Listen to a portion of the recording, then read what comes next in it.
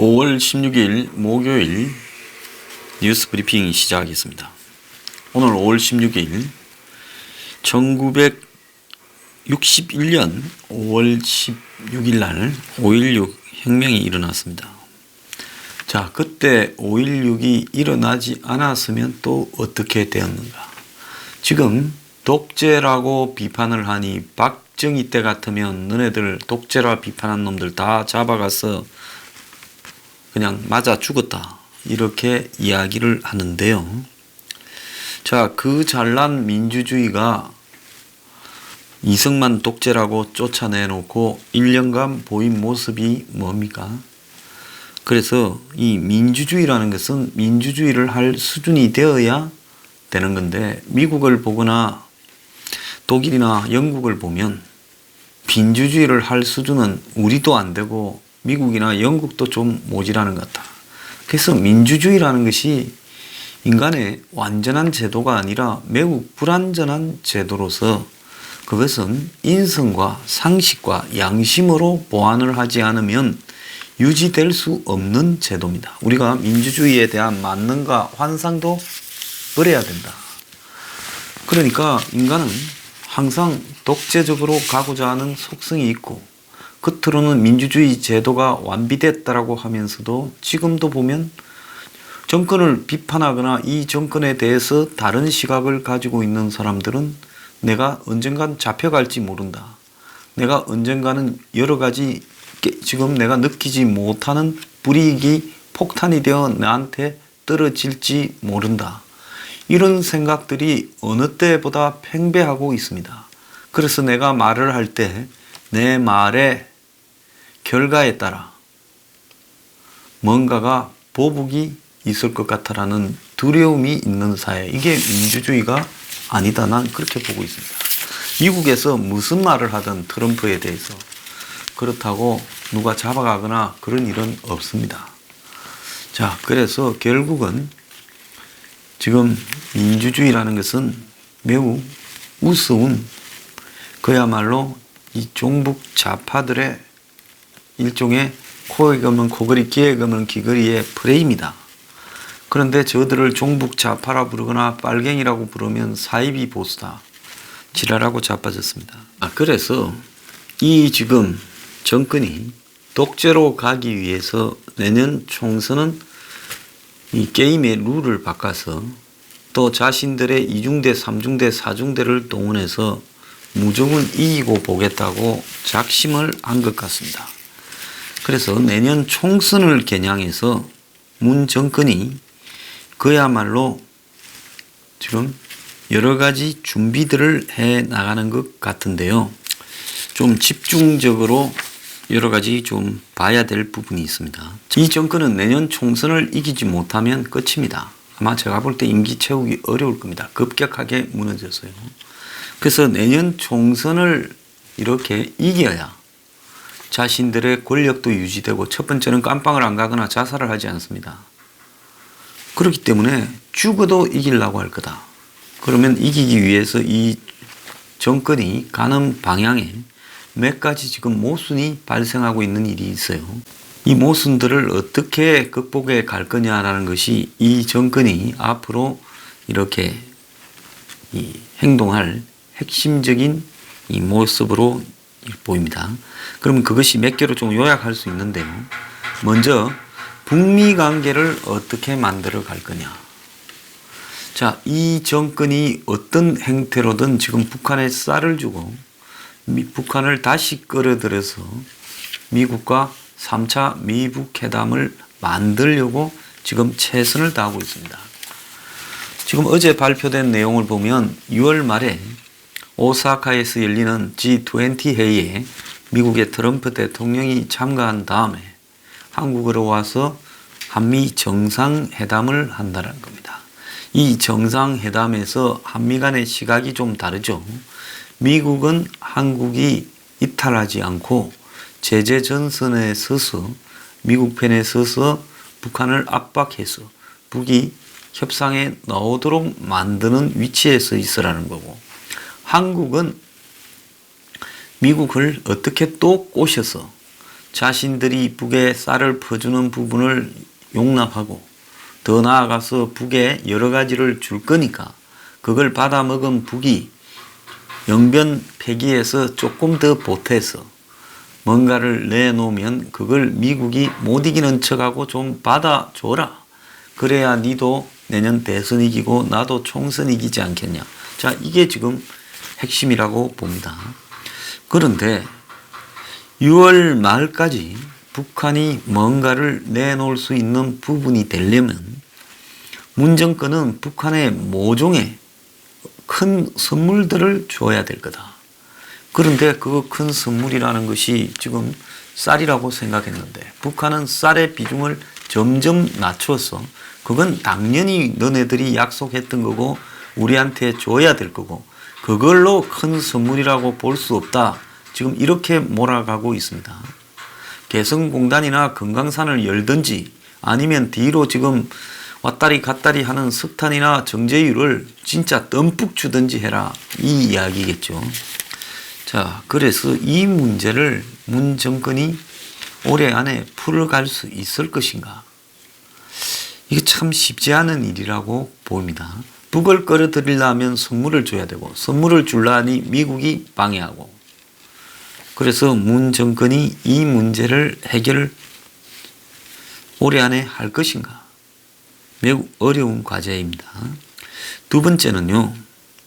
지금 호남 영남 관계를 어떻게 할 건가? 좀 더 구체적으로 이야기하자면 호남에서 사실상 밀어주고 그리고 영남 후보로서 당선이 되는 이 구도 속에 문 정권이 서 있습니다.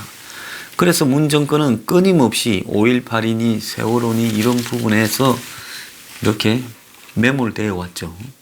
그뿐만 아니라 호남의 정서를 끊임없이 의식하면서 과거에 노무현 정권이 잡고 난 다음에 우리는 부산 정권이지 호남 정권이 아니다 해서 호남이 버리니까 큰 피를 봤잖아요. 문재인도 2016년 총선에서 호남에 가서 무릎 꿇고 했지만은 버림을 받지 않았습니까?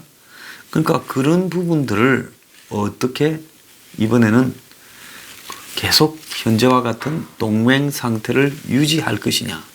이제 이게 딜레마인데요.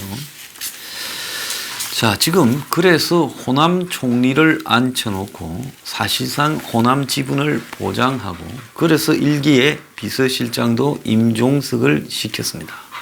그런데 2기 들어오면서 노영민 충청으로 바뀌었죠. 총리는 여전히 호남이 있습니다. 그런데 최근에 이낙연의 총선 역할론 이야기가 거론되면서 이낙연이 내년 총선의 선대위원장 등을 맡아서 당의 승리를 이끌어라. 요즘 여러 여론조사에서 이낙연이 대선 1위가 나오지 않느냐. 황교안하고 맞대결에서도 이기는 게 많지 않느냐. 그래서 이낙연이 좀 일찍 당으로 복귀해서 총선에서 일정한 역할을 맡을 거라는 이야기가 지금 점점 커지고 있고 이낙연도 심부름을 시키면 따를 것이라고 말하고 있습니다. 그래서 이낙연도 이제 페이스메이커로 여론 1위 정도가 좀 오래 나오다 보니까 가끔 2위도 나오고 양자 대결에서 이기는 경우가 많고 그런 상황인데요. 본인도 이제 슬슬 욕심이 생겼습니다. 그래서 이 자기가 대선 후보 여론조사의 선두그룹에 속하는 부분에 대해 무언가를 안정적으로 해결하는 것에 대한 국민적 목마름이 있지 않겠느냐. 산불 피해 현장을 다녔는데 좋게 봤는데 그런 종류의 리더십이나 정부를 좀 못 본 게 아니냐. 그러면서 이런 총선 역할론이나 대선 주자 이야기가 좀 부담스럽다며 지금 그런 이야기를 할 때는 아니다라고 말을 했습니다. 자, 그렇지만은 궁극적으로 제가 볼 때 이낙연이가 머지않아 제가 볼 때 총리직을 내려놓고 당으로 가서 이제 총선 체제의 준비에 들어가지 않겠느냐. 그렇게 보자 하면 총선이 내년 4월이고 공천이 이제 준비니 뭐니가 1월 달부터 시작되고 이러니까 이낙연은 그것보다는 한 3, 4개월 전쯤에 나가서 일정하게 대선 행보를 좀 한 다음에, 그런 다음에 당에 들어가지, 총리하다가 갑자기 그만두고 그 다음날 당에 들어가는 일은 아닐 거라고 보고 있습니다. 자, 그래서 지금 다음 총리가 벌써 좀 언급되는 부분이 있고요.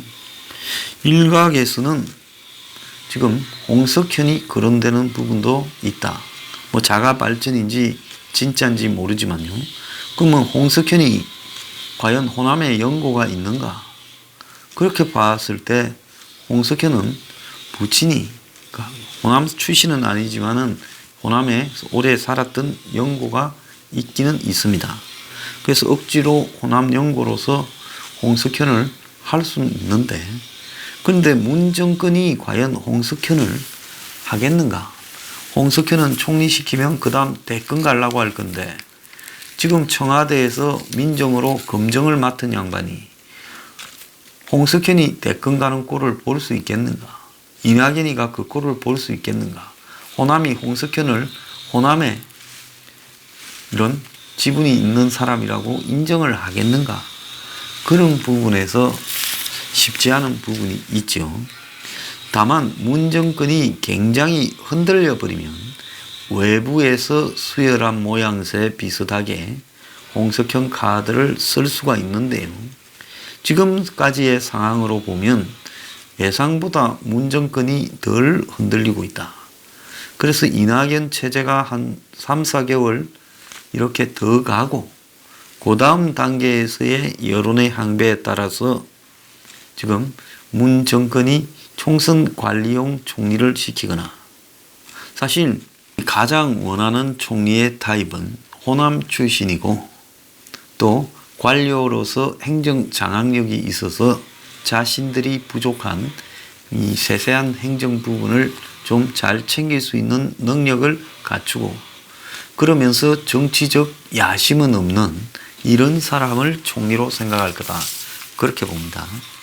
그래서 지금 정권이 그렇게 위기를 맞기 전에는 홍석현이 자기 생각이지 과연 그런 일이 될 수 있겠느냐.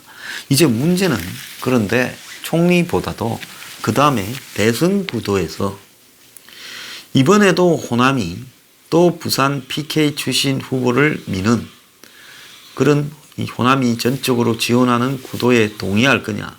그렇게 해서 2번 만들어 줬는데 이제는 DJ처럼 우리가 한번 사람을 만들어 보자.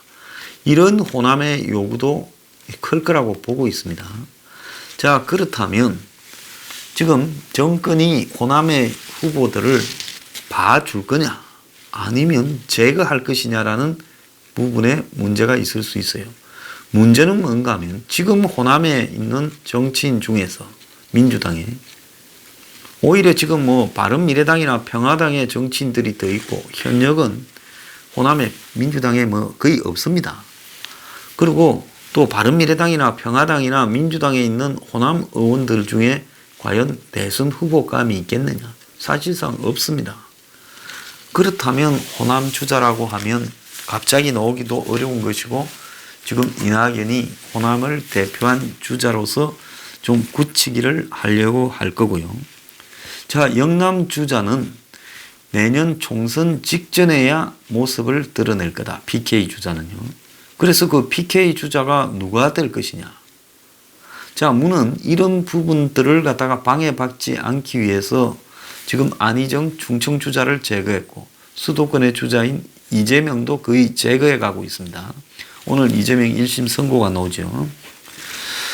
자, 그리고 김경수가 PK 주자로서 억지로 만든다면 가능성을 이렇게 늘어놓고 있었는데 드루킹 사건으로 김경수가 지금 구속됐다가 풀려났고 보석으로, 그리고 오늘도 또 2심 재판에서 드루킹이 내가 일본 대사 시켜달라고 하거나 오사카 총영사 시켜달라고 했겠느냐, 김경수가 그렇게 말을 했다. 이렇게 이야기를 했습니다. 그래서 그렇게 보면 김경수도 어렵다. 그렇다고 지금까지 이름이 거론되지 않은 PK 출신이 대선 후보가 되겠느냐? 그것도 어려울 것이다. 그렇다고 안철수를 데려오겠냐? 그럴 일은 절대 없을 것이다. 그러면 결국은 남은 사람은 조국밖에 없다. 그래서 조국이 지금 문재인이 내년 총선 직전 한 2월 달쯤에 당으로 보내고 총선에서 부산에서 당선되고 당선되면 대선을 밀라고 하고 있지 않겠느냐. 지금 유력한 부분이라고 보고 있습니다. 그게 반대하는 사람들이 봤을 때 조국 따위가 하더라도 그런 거하고 별 관계가 없어요. 자, 그러면 거기에 호남이 동의할 것이냐. 이게 지금 이 정권이 이번에는 쉽게 동의는 안 할 것이다. 그 과정에서 영원한 간의 충돌이 발생할 수도 있다. 자, 그런 문제가 있어요. 문재인은 9년을 집권 못하는 속에서 그나마 호남이 억지로 참았죠. 총선에 참지는 않고 배척했다가 대선에 억지로 참았습니다. 그런데 조국은 문재인하고 또 달라요. 문재인은 노무현의 유산이라도 받았지만은 조국이 문재인의 유산을 받을 수 있겠는가? 그리고 문재인이 노무현과 같은 레벨인가? 이런 부분에서 차이가 있습니다. 자, 3대로 가면서 한마디로 카리스마가 떨어져 버리고 유산이 작아지죠. 세 번째로는 이 정권은 겉으로는 친서민을 지향합니다. 그래서 소주 승인이 최저임금 그리고 주 52시간 탄력 근로제 등을 도입을 하면서 서민들을 위한다고 하고 있습니다. 자, 그런데 다른 한편으로는 지금 2년이 지나면서 최근에 삼성전자 공장을 방문했듯이 문 정권이 뒤로는 재벌 등과 더 깊숙하게 유착이 되면서 총선을 앞두고 친재벌적인 정책을 펴갈 가능성이 많아요. 자, 이 부분 속에 최근에 집중적으로 드러나는 현상은 어제도 또 택시기사 한 분이 타다 택시 그 다음에 뭐 카풀 앱 등을 반대하면서 분신 자살을 했고요.